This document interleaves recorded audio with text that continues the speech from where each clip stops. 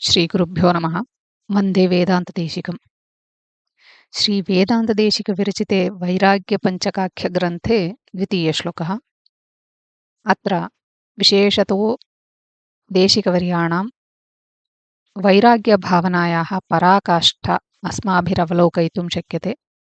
यतो हि लोके यत् सामान्यमिति स्वीक्रियते तद्विषये सर्वाङ्गीकारः साधारणतया भवत्येव। तदेव अतीव आश्चर्येण पश्यति कविः अत्र। अर्थात् संसारे सुखेन जीवितुं धनम् आवश्यकं, तत् सम्पादयितुं राजाश्रयः उपायः, तेन मार्गेण जीवनं यद्यपि धर्मसम्मतमेव तथापि कवेः मानसिक अवस्था तथा परिपक्वा वर्तते यदत्र कविः कथयति लोके सामान्यजीवने उदरपोषणाय अन्नं, पिपासानिवारणाय जलम्, अङ्गाच्छादनाय वस्त्रमिति त्रितयमेव आवश्यकम्। एतत्त्रयमपि अयाचनेन लोके निःशुल्केन उपलभ्यते। तत्र विदुषाः विद्वांसः अपि राजाश्रयलोलाः कुतो भवन्ति इति आश्चर्यम् अनुभवति कविः। इतोपि एको अंशः श्लोकेऽस्मिन् विशिष्यते, तदेव शब्दानुप्रासः। नैकानां नूतनशब्दानां परिचयः, तेन सह श्रोतुम् अनुसन्धातुमपि सरलः अयं श्लोकः। आदौ श्लोकं शृणुमः। शिलं किमनलं भवेदनलमौदरं बाधितुं पयः प्रसृतिपूरकं किमुनधारकं सारसम् अयत्नमलमल्लकं पथिपटच्चरं कच्चरं भजन्ति विबुधा मुधा ह्यः कुक्षितः कुक्षितः। पदविभागः अन्वयक्रमे इत्थं भवति। शिलम् औदरम् अनलं बाधितुम् अनलं किम्, प्रसृतिपूरकं सारसं पयः किमु न धारकम्, कच्चरं पटच्चरं पथि अयत्नमलमल्लकं विबुधाः कुक्षितः मुधा कुक्षितः भजन्ति अहः।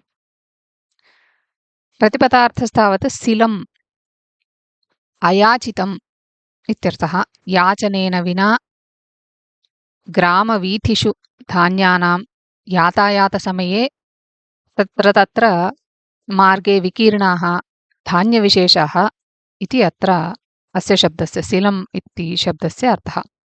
तादृशधान्यानां सङ्ग्रहणेन तथा सङ्गृहीतधान्येन जीवनं कुर्वन्ति एवं विधेन मार्गेण यः उदरपोषणं करोति सः उञ्छवृत्त्या जीवति इत्यपि कथ्यते।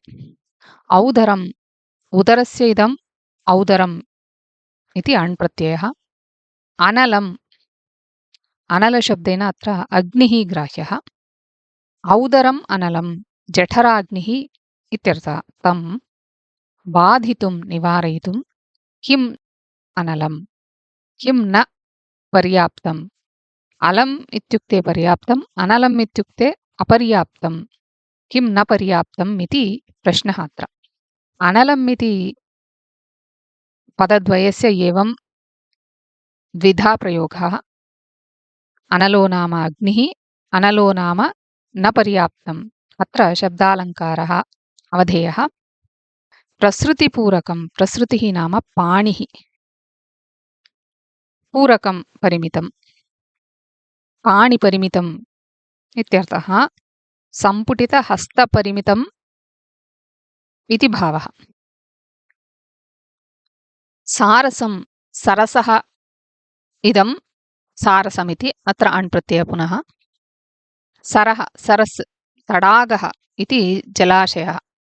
पयः जलं, सारसं पयः नाम तडागतोयम्। किमु न धारकं, किं न पर्याप्तम् इति पुनः पृच्छति। धारकम् इत्यत्र धरति इति धारकः ण्वुवल् प्रत्ययः। किम् उ इत्यत्र आश्चर्येण पृच्छति इति।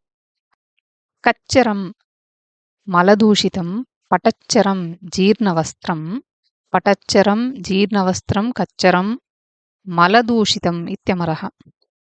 अत्र कच्चरं पटच्चरम् इत्यादिषु शब्दालङ्कारः स्वरसः। पथि मार्गे अयत्नमलमल्लकम् अयत्नं यत्नेन विनैव लभ्यमाणम् इति। अयत्न मलमल्लकं मलेन दूषितं मल्लकं। मल्लकशब्दस्यापि निघण्टुषु कश्चन विशेषार्थः उपवर्णितः। वस्तुतः अस्य शब्दस्य कौपीनमित्यर्थः। मर्माङ्गान् आच्छादयितुम् उपयुज्यमानः कश्चन लघुवस्त्रखण्डः। अयं मलं नियन्त्रयति अत एव तस्य नाम मलमल्लकम् इत्यपि उच्यते।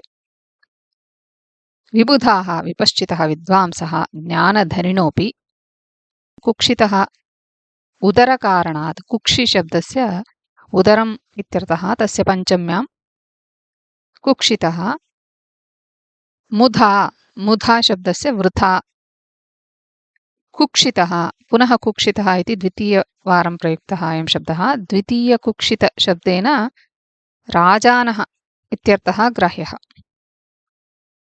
कु नाम भूमिः क्षित् प्रभुः कुक्षितः इति द्वितीय बहुवचनान्तशब्दः।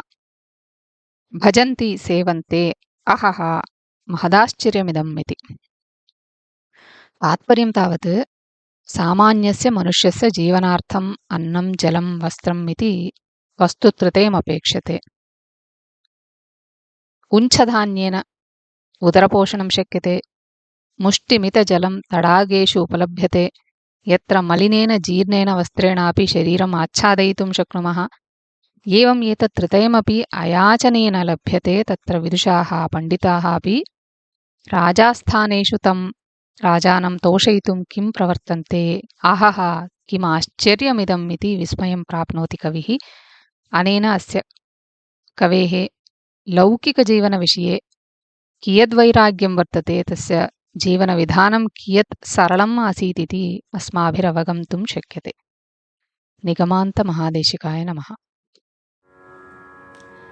शिलं किमनलं भवेदनलमौदरं बाधितुं पयः प्रसृतिपूरकं किमुनधारकं सारसम् अयत्नमलमल्लकं पथिपटच्चरं कच्चरं भजन्ति विबुधा मुधा ह्यः कुक्षितः कुक्षितः।